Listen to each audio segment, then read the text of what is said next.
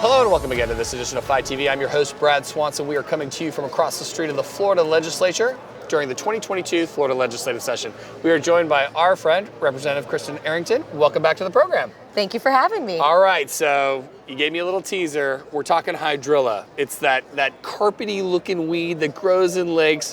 Where is it and what waterways is it fouling? What are we fixing there? Wonderful. So it's not a wonderful problem, but in Lake Toho and Kissimmee, we have hydrilla, which is invasive vegetation, which chokes off the lake. A lot of people can't navigate through there. They can't fish through there. If you were to jump into the lake, you would have a few feet of muck that's in the bottom. So it doesn't feel very good and hurts economically for our bass fishing tournaments and for also property owners, and makes things hard for people navigating the lakes. How do we fix it? So what we got to do is, back when I was a little girl a long time ago, we used to drain the lake and scrape that all up. Right. And there's like a biological spray that they can put on that now, right? That's what we have been using now. However, that spray kind of treats the hydrilla, makes it go to the bottom, but then it comes back it doesn't get rid better of it. and more fruitive than before. So we're not draining the lakes. We're not doing Brad's special spray. What are we doing? No, so we're looking to maybe dredge the lakes, but what we're trying to do right now is some appropriation requests to make it easier for FWC to study the lake. Okay. Over in the St. Cloud side, Representative Hawkins area,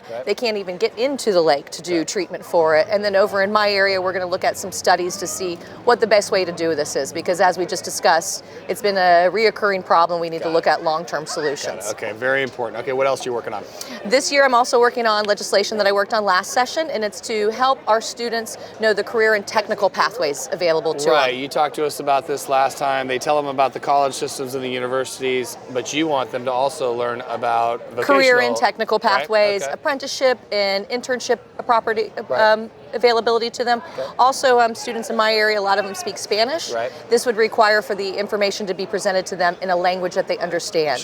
When we're talking about underwater welding, you know, it makes it doesn't necessarily easier. Translate unless it's in Spanish. Well, I mean, Florida's obviously, so many of our markets are bilingual towards Spanish, so it makes so much sense. And let's face it, vocational and technical schooling, those kids are getting snatched out, making great livings and great wages. So I got to imagine you got support on both sides for that one, for Absolutely. sure. Last session, we got it through all of our committee stops, and it didn't make it to the House floor because it wasn't moving in the Senate. So Senator Bracey is going to be working hard this year to make sure that we get it to the floor, and so we can make it be permanent for Florida. All right, well, promise to check back in with us mid-session. Tell us how you're doing.